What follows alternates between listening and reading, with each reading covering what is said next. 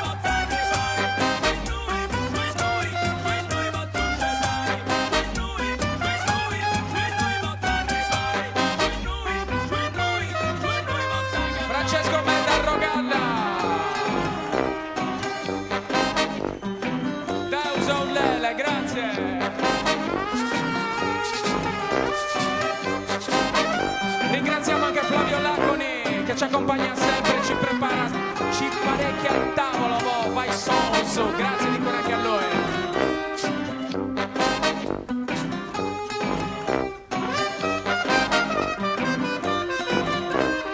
Se qualcuno poi volesse acquistare il libro può anche avvicinarsi qua, insomma non è un problema.